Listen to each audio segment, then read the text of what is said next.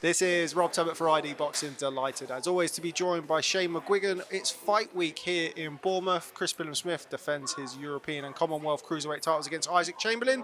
Shane, how you doing? Good, thanks, Rob, mate. Yeah, nice setting, a bit different. Down in Bournemouth, got some sunshine and some sand. It's been different. It's been nice.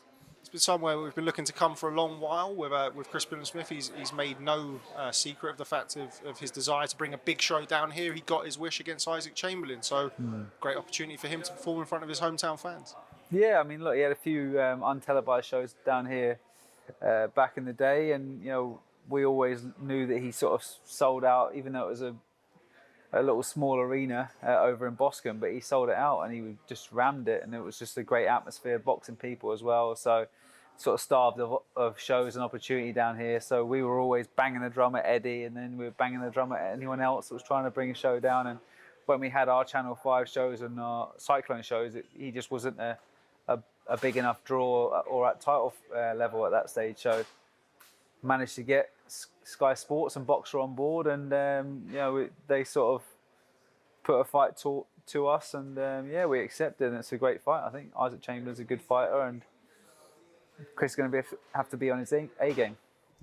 I think it's fair to say, I mean, Chris has alluded to it at some points this week, that it was not sprung on him, but it hasn't been the optimum length of training camp for him. Just tell us a little bit about that and how that's affected your preparation for the fight. It hasn't affected anything. I mean, Chris had a good fight in April, and he took a few weeks off where he was running a lot, but he was out of the gym punching. But good thing is he's been on such momentum and form. He boxed quite regular. He had a 3-fight deal with Matchroom, and yeah, I mean, he's been on great form, and he's been boxing well, winning as well. And I think the fact that, look, we were trying to work towards an end of summer date, and then it kind of was looking unlikely, but we managed to get it over the line, and we had 6 weeks. And good thing about Chris is he doesn't blow up, and he doesn't get out of shape. He had a good base fitness, and it's actually been a fantastic camp.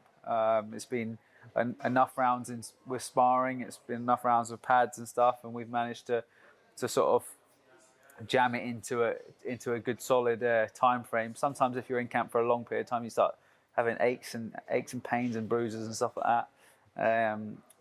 And this is just being a really good camp. So happy with his preparation, and I think it's going to see the best CBS. And I think it's just his body's adapted over the last 5.5 years of being in the gym all of the time. It's just muscle memory now. So when he starts training and ramping it up, his body adapts. You mentioned that Isaac Chamberlain's a good fighter. This is a tough test for Chris Billam-Smith. What does Isaac Chamberlain do well? What does he maybe not do so well? Obviously, I'm sure you're not going to give us all of your secrets. Yeah, look, I'll talk about what he does well. He's got very good hand defences. He's got fast hands as well. Slick if you give him space. Works the body well. Looks like he's got a durable enough chin as well. He went 10 rounds with Lawrence Okolie. Scrappy fight. Obviously, no one wants to talk about that, but he didn't get stopped by Lawrence, and a lot of people have. So seems like he's durable, but I know what he doesn't do so well, and it's up to Chris to implement that. And I think it's going to show. First 5-6 rounds are going to be a hard fight. So we need to come away with those first 5-6 rounds and being competitive and being in control and dictating pace. And then I think the second half is going to show where what Chris is really made of. I haven't seen an awful lot of Isaac Chamberlain recently. He boxed Dillian Prazovic, of course, you competed against with Lawrence Okolie. But I think he's boxed 6 rounds in maybe 3 years since his win over Luke Watkins. Yeah, and that doesn't really always say that he's ring rust or anything like that.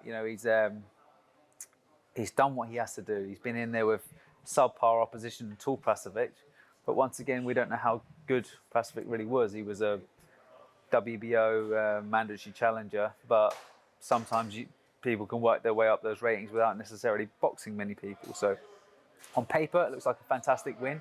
Stopped them in the first round. They both were hurt in that first round, so it sort of was a big firefight early on.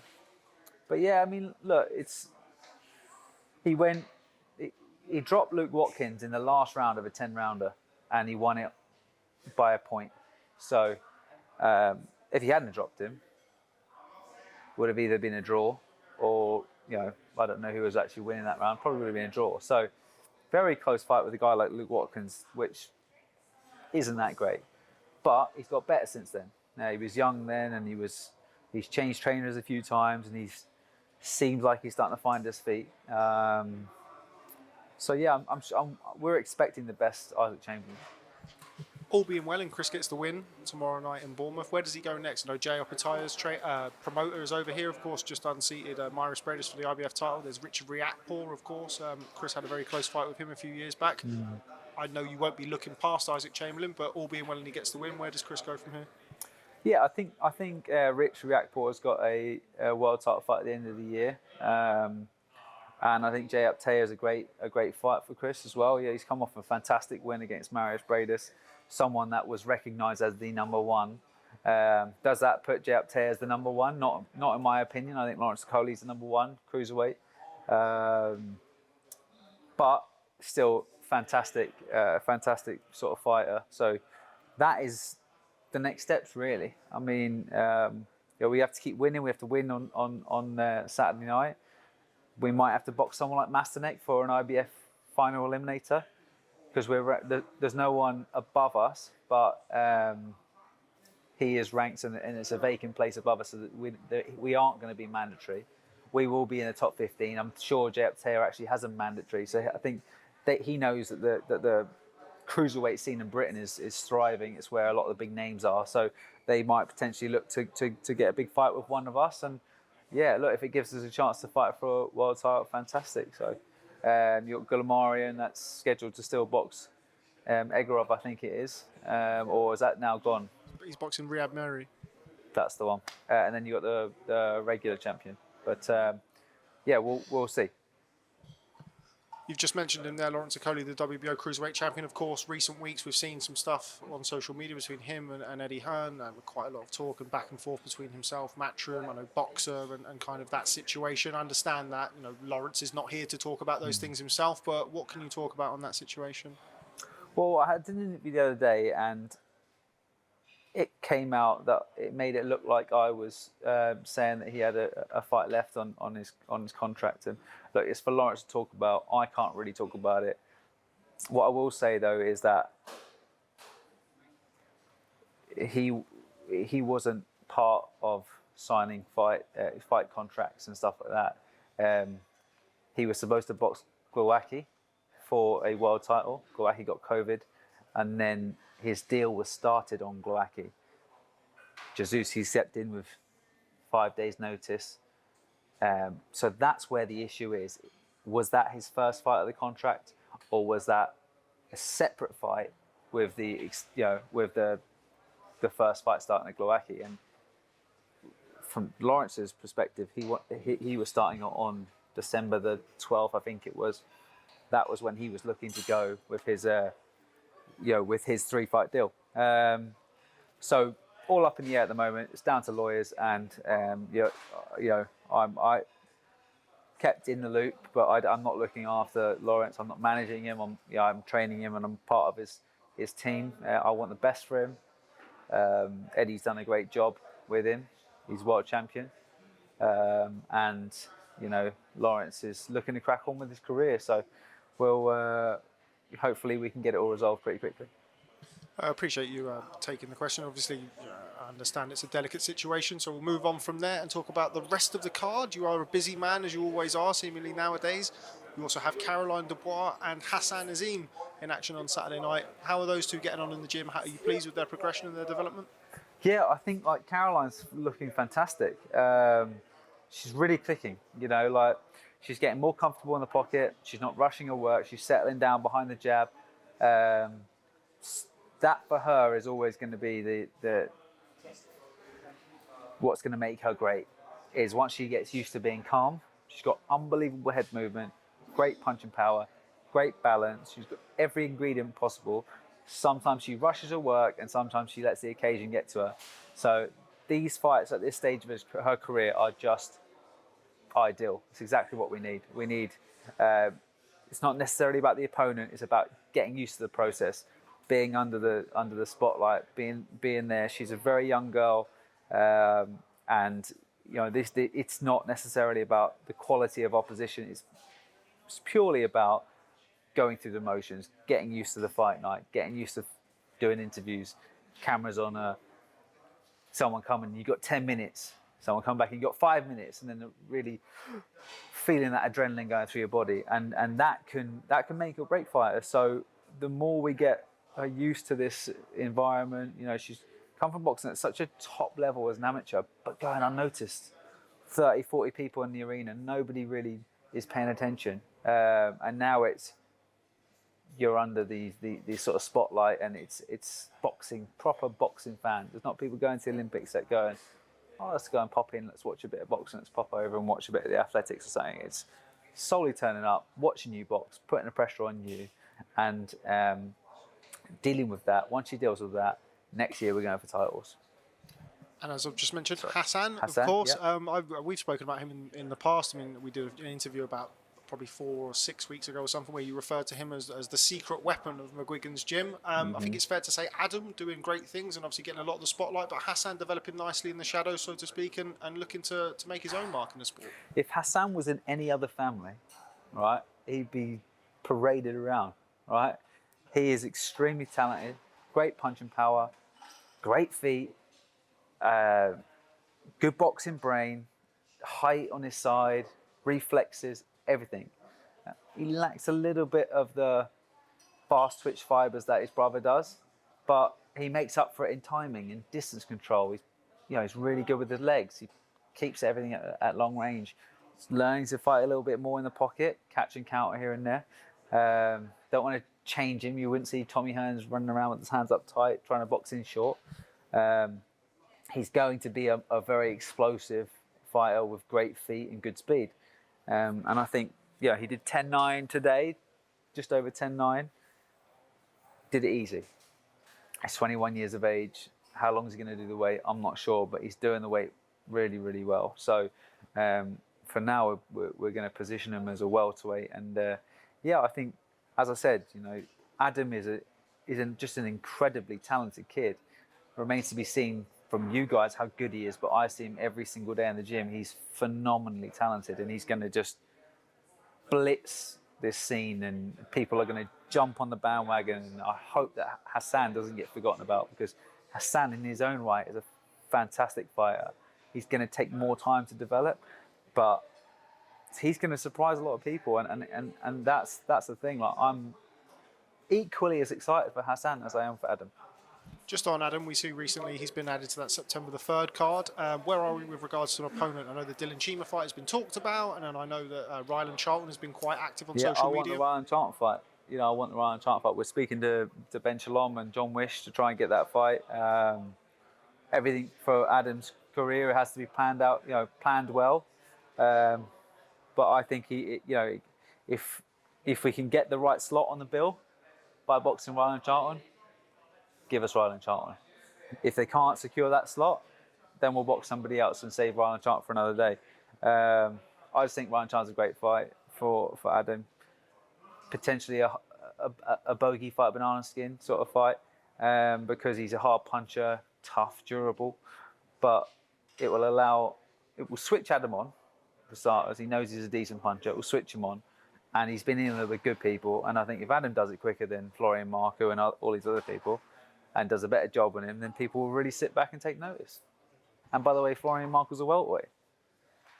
We've spoken previously about the way that you've handled elite talents going forward. Josh Taylor being kind of the prime example of that. Of course, taking Carl Frampton from really early on in his professional career as well.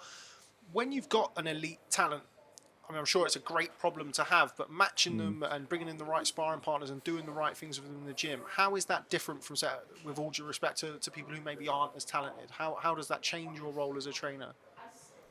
It's just the level that you progress them at. And, for me, I need to see them. I mean, I see them day in, day out, so I need to know the speed that we match them at. But Josh Taylor boxed Zahara Davies in his 9th fight. Lee McGregor boxed Thomas Asomba in his 5th fight, stopped him in the last round.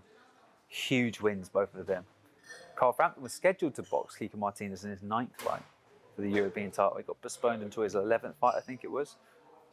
Knocked him out in the 9th round, I think it was. So The same will be, we'll do something similar with Hassan Azim. I've spoke on record, I think he's more talented than all of those fighters, but he's still very young. So whether we push him at the same speed that we pushed Josh Taylor or Frampton or Lee McGregor. Lee McGregor was young, but in a much less stacked division. So yeah, we're going to sort of like see how he deals with the occasion. But whatever the case, I believe he's going to be a world champion. So it's just it's down to how he deals with it, how he deals with the pressure on him, which I think he naturally does really well, but mostly how he's dealing with all these backslappers outside the ring, because those are sometimes the people that can really derail you more than adrenaline on fight night and all this other stuff. It's how many people want to jump in the change rooms before a fight, and you know what I mean, and that's something that I have to manage as well as just his boxing career. What weight's he going to do in the immediate? He could do lightweight right now, but there's just no point because he's just turned 20. Turned 20 last week. There's no point for us really to establish him as a lightweight when he's only going one way. By the time he gets to 22, he's going to be at world level, and I don't think he's going to be a lightweight. If he gets to 21 and a bit, and he's still doing the weight really easy, then I might drop him to lightweight. But when I had Josh Taylor in, I think he was like 24, 25 after the Commonwealth Games when he turned pro. We were going to do lightweight with him. And then we actually sat there and discussed it and thought, you know what, probably be better to really thicken you out into a 140.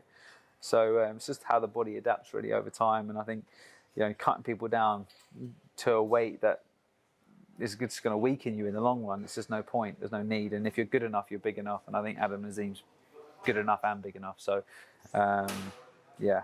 But the good fights are at 135, let's be honest, in the world scene for a young, aspiring sort of fighter like Adam coming through. Devin Haney's down there. You know what I mean? You got Garcia's just moved up. Ryan Garcia's moved up. Got Tank Davies down there. You got a lot of big names, but he's a long way off that now. And I'm sure by the time he gets to world level, they're probably already up at 140 anyway.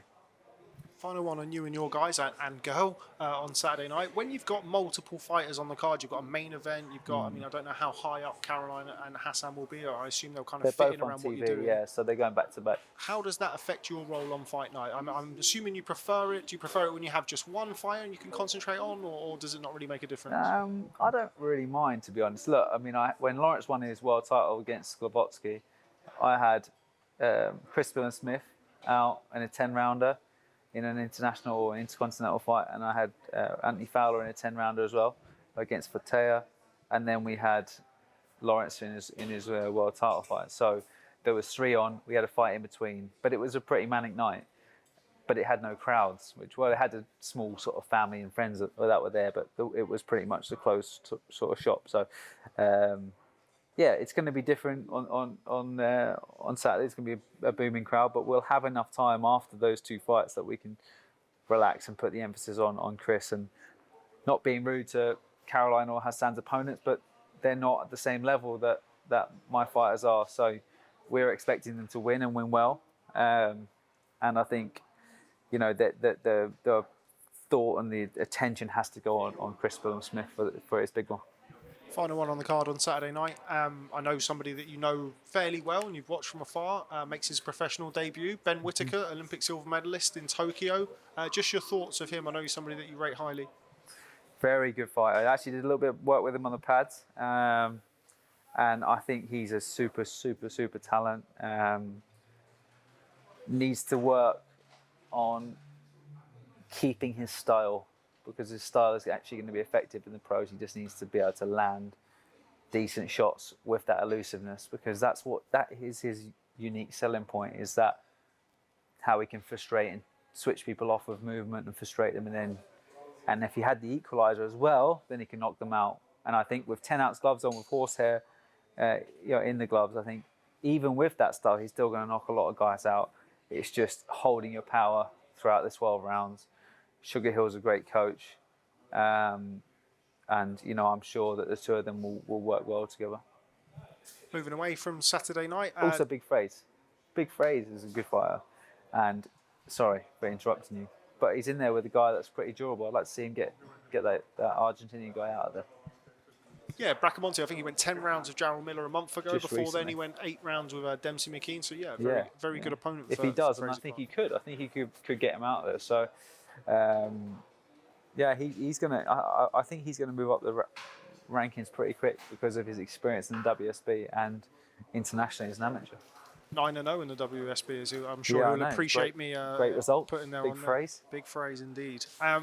Daniel Dubois, speaking of big men, the WBA regular heavyweight champion. We just Moving away from my stable onto Daniel Dubois. Moving away from Saturday night onto Daniel Dubois. Cheeky. We saw Dean Whyte here blocking out the Bournemouth Sun as he likes to do when he's around. He's a big man. He was talking about the possibility of Dillian Whyte versus Daniel Dubois. That was the fight that almost as soon as you got the belt on fight night you called for in the ring. Yeah, exactly. And I think, look, I mean, we spoke with Frank. We had a meeting with him the other day, and that's a fight that we would really like to get made. I mean, it's a there's more to gain than boxing someone like Derek Chisora, even though Chisora will be a great fight as well. I just think Dillian's beat him, and Dillian's boxed for a world title recently. He's beaten some fantastic names over the time as well. Beat Joseph Parker. He's got some great names in his record, and as much as he probably sits there and gets frustrated at me, I just think it's a fight that Dan can win. I think it really is. I think it's a fantastic fight for the public because when you put that tweet up, I watched it and lots of people felt like it would be far too soon for Daniel. Lots of people felt like Daniel would be able to win it. So that's what we need. That's what Dan needs. He needs these fights that are 50-50 fights, winnable fights, but also 50-50 fights. So, we have to go in there knowing that, he's got the potential of losing. That's what's going to bring the best out of him. And there's no point boxing a load of people for the next year, 2 years that he's more than capable of winning, and then he goes in there against someone at the elite level and isn't ready for it. So if he can get those fights, if he can deal with the whole fight week prep, the attention on him, because the Joe Joyce one, that was behind closed doors. So that that's another added pressure when you're going into fight week, doing lots of media interviews, seeing your opponent. Someone like Dillian is up for it with everyone. He wins most of his fights with the intent of killing them. So dealing with a big 6'5", is he? 6'5" lad, in your face, 18 stone, ready to sort of take your head off at any given moment. I think if Dan can deal with not just that on fight night, if he can deal with it on fight week and having a look at him and hold confidence, then I generally believe it will hold him in such great stead moving forward with his career, and it really will announce him on the world scene if he does beat him, which I think he will.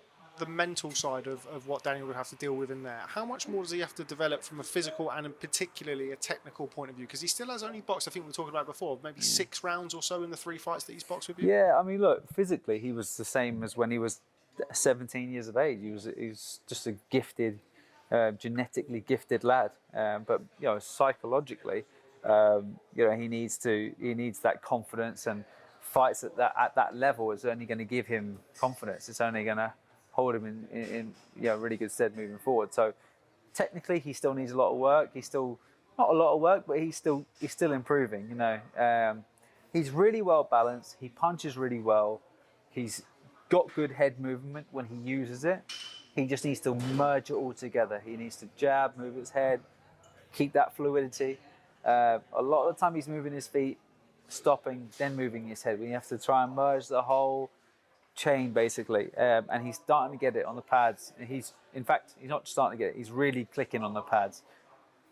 It is going to take time to transfer it into the sparring, then it's going to take time to transfer it from the sparring into the fights, but every camp he's just getting better, and and that's the thing. But he's got a WBA regular world title belt, so he's going to be in hard fights, but I think he's just so talented. I really do. I believe he's one that, him and AJ are probably the 2 most gifted athletes in the heavyweight division. So it's my job to instill not just athleticism and strength and power. It's a bit of savviness and genetically, Tyson Fury is not. I mean, he's 6'9" with a huge wingspan, but he's not explosive. He couldn't jump over things. He's not a fast runner or anything like that. But he just makes it work for himself. So he makes his style work, and he's perfected boxing. Now, if you can get someone as athletic as Dan to perfect his boxing, then he's just gonna potentially he could beat them all.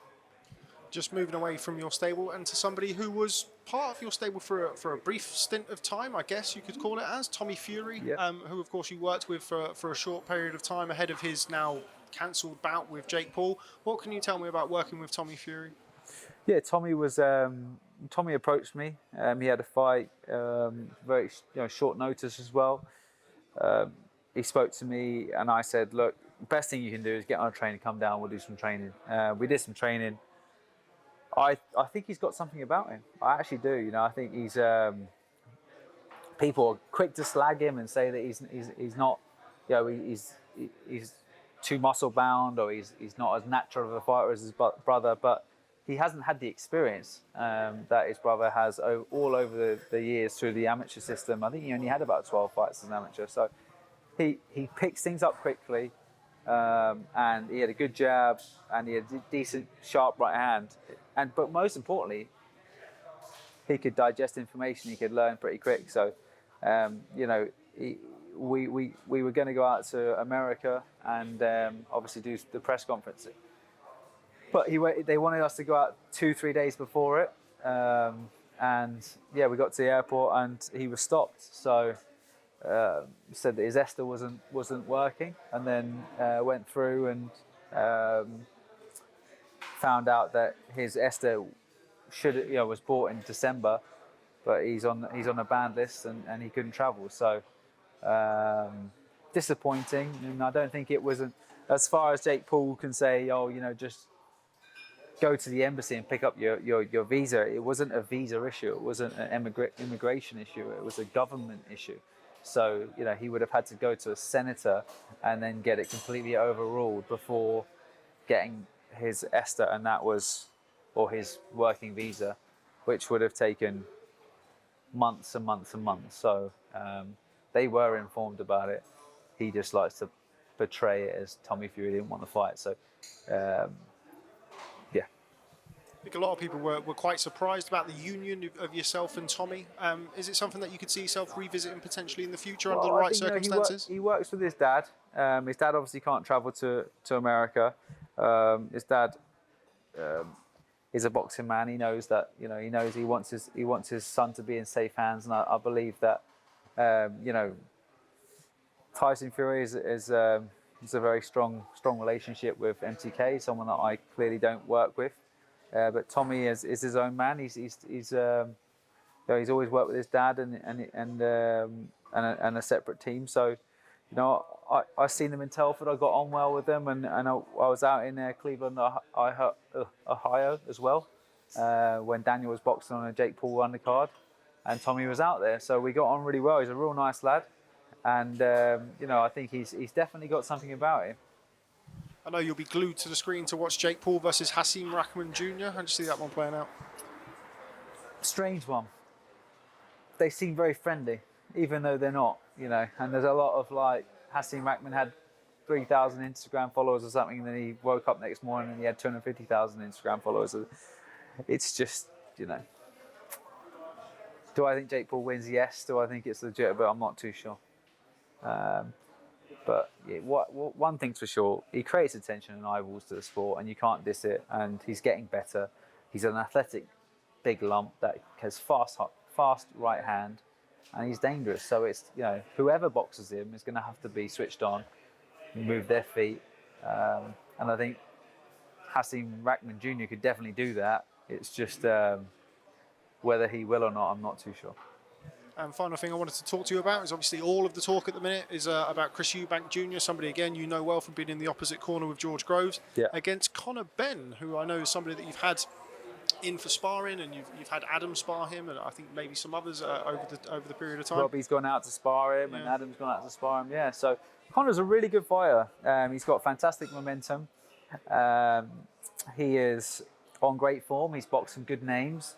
He's very highly ranked in the welterweight division, and I believe he's doing fantastic. He's a nice lad as well. He's a great ambassador for the sport. He doesn't have to box Chris Eubank Jr. And that's why I question it. Because I think you're a main event on the zone. There's loads of 147s out there that you could still pick off. Ugas, he beats Ugas. I think he knocks Ugas out. Keith Thurman. I know Danny Garcia's just moved up to 154, but I'm sure you can entice him back down to 147 for a big fight. Danny Garcia's slow. He's, in my opinion, his best days are well behind him. So great names in the record. Continue to push you on through that sort of ranking system as well. And who's the WBA champion? The regular?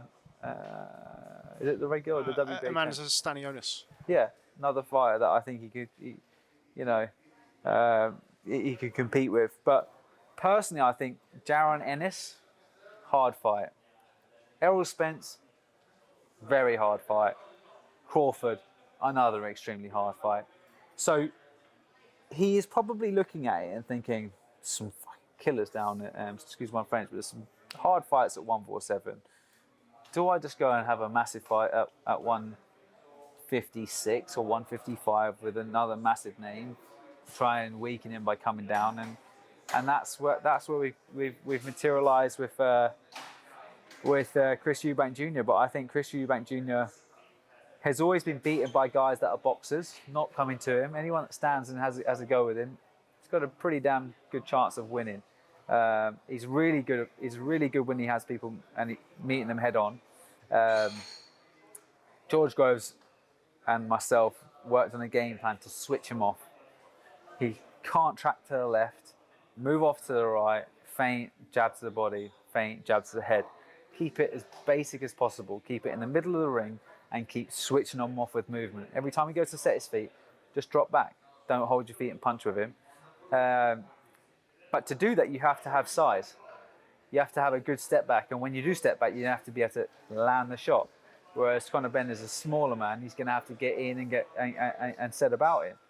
Now, by him coming down to 155 or 156, it's going to weaken him a little bit, but it's not going to change the man that's in front of you. He's still going to be a very good combination puncher. He's still going to have a good chin. So I think from my perspective, it looks a little bit short-sighted. I think him and Conor Benn and Tony Sims are on a great roll together. DAZN need a big fight. They've lost AJ versus Usyk. They've just done a deal with AJ, and now his first fight with them, or was going to be starting after this one apparently, was it's just gone to Sky Sport. So, they need to make a stand in the game. They don't have the subscription that they should do. They've got great viewership in America with Canelo, but it hasn't really taken off here. And I think this for them is the perfect opportunity to really have a massive fight, have a mega fight. And I just hope that Conor assesses that, realises it, because he's a young man. Eubank had some big fights, and he might be a little bit older, but he always keeps himself in good shape, and he's a really hard fight. And I know you want to go, throw it back to your dad's eras and stuff, but you're going to have your own legacy fights. You don't necessarily have to fight Eubank versus Benn. So I would just be a little bit more skeptical, because I think he's on such great momentum.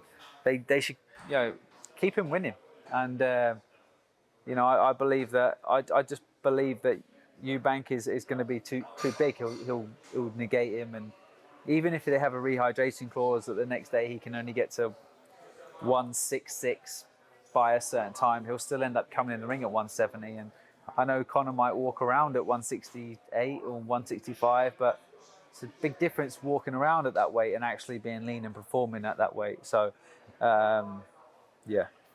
that's my breakdown. And a very good breakdown it was. Before I let you go, leave the floor to you. Obviously, you've got Ellie Scotney, Robbie Davies, Anthony Fowler still without fights. What can you tell me about those guys before we leave you? Ellie is actually looking to box on that undercard on October the 8th. and I'm trying to get her a world title fight. We're trying to get her the Mexican. She's WBC champion. She lost. She went 10 rounds with Amanda Serrano last August on the Jake Paul, Tyrone Woodley card. So we're trying to get that for Ellie. Tom Dallas at Matchroom is working on that. Robbie has been. We got approached about a fight with Montana Love. We got approached about a fight with Regis Prograis. I think Montana Love is with Matchroom. I think that's a fight that we would love. Excuse the pun. But yeah, it's a fight that I think. Look, Robbie will be up against it. Robbie will be seen as the big underdog in that fight. But these are the fights that Robbie wants. You know, he's won the British, he's won the Commonwealth, he's won the European. You know, he's not going to go back to that level, and he wants to align himself for a fight at world level. And I think, you know, with Josh Taylor being stripped of the WBA and vacating the WBC, I know that they're going to have their mandatories and their belt's going to go up for the number 1 and 2 in those divisions. But if Josh boxes Jack Cattrall and beats him, which I think he will, he'll probably vacate and move up to 147. And if that's the case, then we need to align ourselves in a position to fight for a world title. And you know, and I think if he beats someone like Montana Love, or if he boxes someone like Montana Love, that's you know, it's a huge name. Okay, well, Shane McGuigan, thanks very much. And Anthony Fowler, sorry, we didn't talk about Anthony. Anthony's just had a baby with, you know, Serena, his girlfriend, and I think they've had 2 kids within the year. They've got a bit of a crazy house, but he's gone back up the road to spend some quality time, because the last time he boxed in fight camp, and his baby was born on the Monday or the Sunday of the Monday. He boxed on that Saturday. He had about 3 or 4 days at home, then he went straight into a 6 or 7 week camp for Liam-Smith fight. So he didn't have enough time to really spend bonding with his child. And I think, you know, as a father, like, you know, that they need that time. And you know, he's gone up the road to spend some time, quality time, but he can look to have a fight at the end of the year. Okay, and speaking of becoming a father, your lovely mother-to-be, Taylor, Yes. here, very, very, very, very much pregnant. Yeah, she is. Due She's in not early enjoying the heat. No, I can imagine not. Due in early September. Early September. Excited, scared, kind of a mix between the two? Excited, mate. Yeah, a little boy. So don't want him to go anywhere near boxing. But I think, like, you know, when I was a kid, my dad was always commentating, but he wasn't around gyms. So we knew he was involved in boxing. And especially as we got older, we realised that he was who he was. But he didn't work in a gym. He was always commentating on it and going for weekends. But, you know, obviously I'm going to the gym every single day. I think it will be, you know, it will be a bit harder for me to keep my lad away from boxing ring. But hopefully I can persuade him not to do it. Why not? I mean, his granddad would be one of the greatest, you know, fighters from these shores. You boxed. I reckon he'll be pretty good at it, to be honest. But he's got the right genes for it. He's got decent genes, and he's got a half decent coach. So, but no, I don't, like, honestly, she'd never forgive me. We look forward to seeing how that plays out. Yeah, he'll be ugly like his dad. Okay, well, Shane McGuigan, thanks very much for speaking to ID Boxing. Appreciate all of your help and support this week with the launch. Look forward to catching up with you soon. I'm sure we will. Great to see you back, mate. Great to see it. Honestly, it's fantastic. I think you guys are going to take it, you know, grasp it in both hands and take it by stride. Thanks very much. Cheers, mate.